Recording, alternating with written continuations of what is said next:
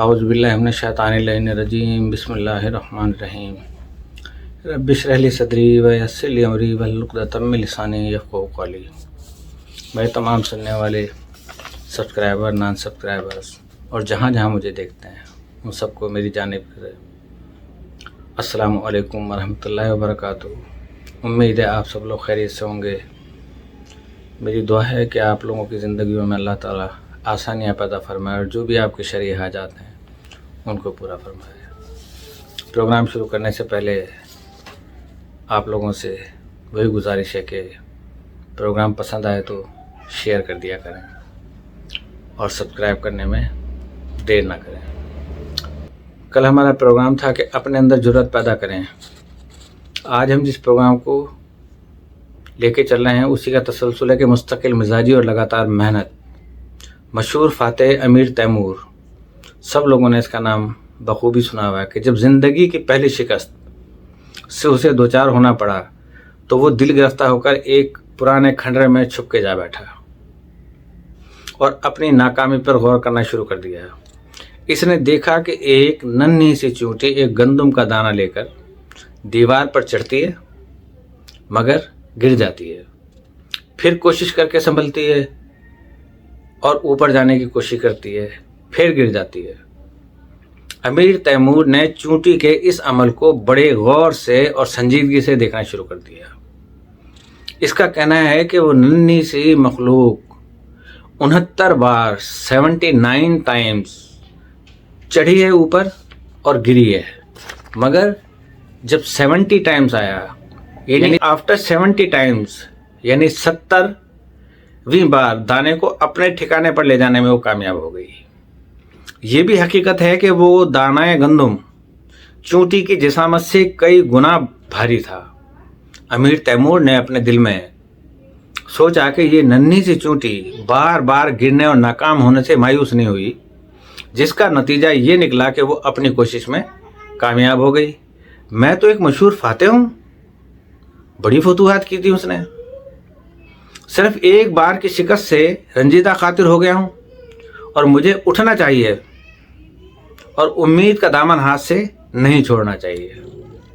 اس نے مستقل مزاجی کا سہارا لیا، پھر دنیا نے دیکھ لیا کہ اسے زندگی میں آئندہ کبھی شکست نہیں ہوئی، نہ کسی شکست کا سامنا کرنا پڑا۔ اس نے دنیا والوں کو بھی یہی سبق دیا کہ زندگی میں کامیابی اور کامرانی حاصل کرنے کے لیے مستقل مزاجی ضروری ہے۔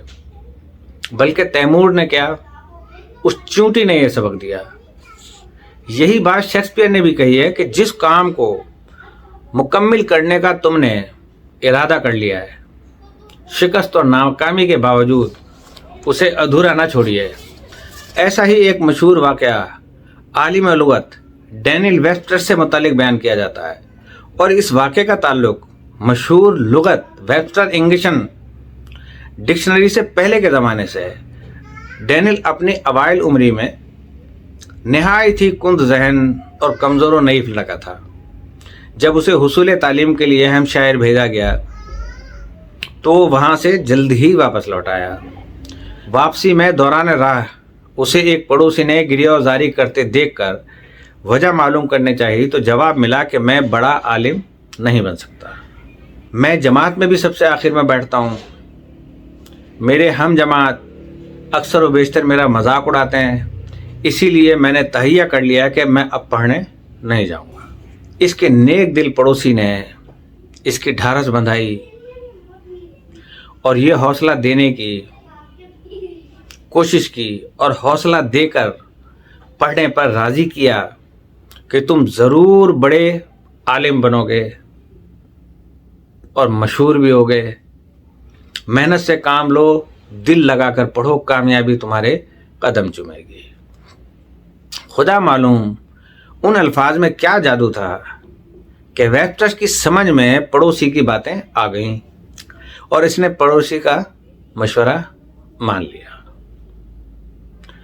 اور پھر جو پڑھنا شروع کیا اور مستقل مزاجی سے اپنے مقصد کے لیے کوشاں رہا، اور آخر کار اس کا شمار دنیا کے مشہور زمانہ علماء میں ہونے لگا، یعنی علم والوں میں ہونے لگا۔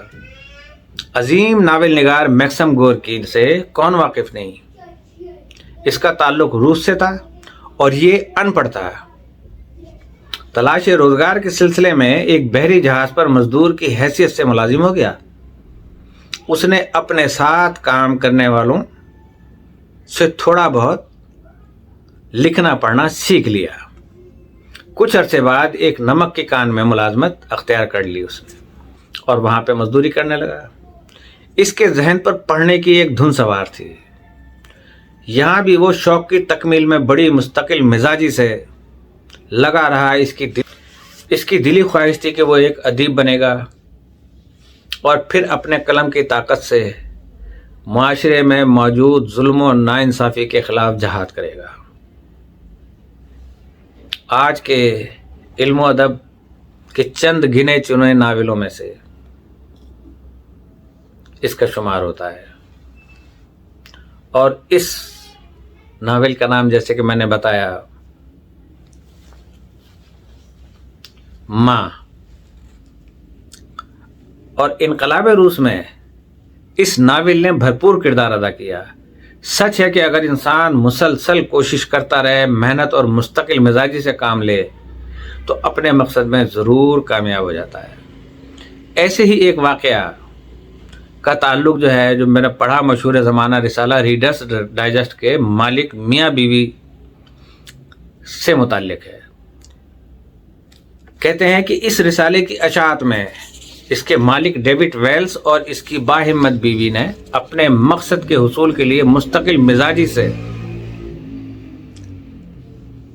لگاتار محنت کی۔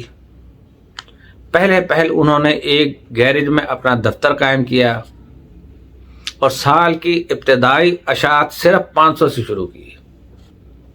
انہوں نے انتھک محنت سے کام کیا، لگن سے کام کیا۔ آج دنیا میں چھپنے والے تمام ڈائجسٹوں سے زیادہ ریڈرز ڈائجسٹ زیادہ چھپ کر فروخت ہوتا ہے۔ ایسی ایک مثال دو بھائیوں ولبر رائٹ اور البر رائٹ کی ہے کہ جن کی دل میں ایسی لگن تھی کہ وہ سفر کو آسان سے آسان بنائیں گے۔ دیکھیں، کچھ لوگ یہ تھے کہ جو عوام کے لیے بولنا چاہتے تھے، عوام کے لیے لکھنا چاہتے تھے، عوام کی آسانیوں کے لیے ایجادات کرنا چاہتے تھے، اور ایک آج کے سائنسدان ہیں کہ جو انسانیت کو ختم کرنے کے پیدر پہ میزائلوں کے مقابلے جاری ہیں، ایٹم کے جاری ہیں، کیمیکل کے جاری ہیں کہ دنیا پوری سلامت رہے، گیسز چھوڑ دیں، انسان مر جائے گا، بلڈنگیں سلامت رہیں گی۔ اندازہ لگائیں ان کامیاب لوگوں کا اور ان ناکام لوگوں کا جو اپنے آپ کو کامیاب کہتے ہیں اور اپنے آپ کو سپر پاور کہتے ہیں۔ سپر پاور نہیں ہے، لوئر پاور سے بھی ڈگری سے کم ہے۔ تو ان دونوں بھائیوں نے دن رات محنت کی، کسی سے داد کی خواہش بھی نہیں کی کہ ہمیں اپریشیٹ کیا جائے۔ نہ یہ اتنے امیر تھے کہ گھر بیٹھ کر اپنے مقصد کے حصول کی خاطر کام کرتے رہے۔ انہوں نے مختلف جگہوں پر محنت مزدوری بھی کی، ایک ہڈیوں کا کارخانے میں کام کیا، سائیکلوں کی خرید و فروخت میں اور اس کے مرمت میں کام کیا، مرمت کرنے میں۔ اس طرح جو کماتے اپنے تجربات میں اور اس کی نظر کر دیتے۔ انجام کار انہیں اپنے مقصد میں کامیابی حاصل ہو گئی اور انہوں نے وہ چیز ایجاد کر لی، یعنی جہاز کے جس کے ذریعے ہم ہفتوں کا سفر دنوں میں اور دنوں کا سفر گھنٹوں میں بآسانی طے کر لیتے ہیں۔ وہ جہاز اس وقت بہت کم اونچائی پر اڑتا تھا اور بہت آہستہ چلتا تھا، لیکن اتنا بتا دوں، اگر ان دونوں بھائیوں نے وہ جہاز نہ بنایا ہوتا تو آج جو یہ دنیا میں چلتے پھرتے اڑتے نظر آ رہے ہیں نا جہاز اور میزائل، کوئی بھی نہیں بنا سکتا تھا۔ ان کے پازیٹیو کام کو ہمارے آج کے سائنسدانوں نے کتنا نیگیٹو بنا دیا۔ آج ان کی روحیں یہ دل میں پچھتا رہی ہوں گی کہ ہم نے یہ کیوں ایسی فیسلٹی دی کہ انسان کو، کہ جو اس وقت جو ہے نا انسان کے لیے مصیبت بنی ہوئی ہے، کہ بجائے اس کے کہ لوگ اس سے آسانی حاصل کرتے، لیکن کیا ہے، کریش ہو جاتے ہیں، مار دیے جاتے ہیں، میزائل مار دیے جاتے ہیں، ایٹم بنا رہے ہیں، بڑے بڑے جہاز بنا رہے ہیں. اتنے جہاز فضاؤں میں لوگوں کے پاس نہیں ہے، پیسنجر جہاز یا کارگو کے. جتنے جہاز جنگی جہاز ہیں انسانوں کو اور ملکوں کو تباہ کرنے کے لیے اس وقت دنیا کے اندر موجود ہیں. یہ سب کچھ ان کی انتھک محنت اور مستقل مزاجی سے کام میں لگے رہنے کی وجہ سے ہوا، اور یہ اس کا ثمر ہے. انہوں نے دنیا کی تاریخ ہی بدل دی.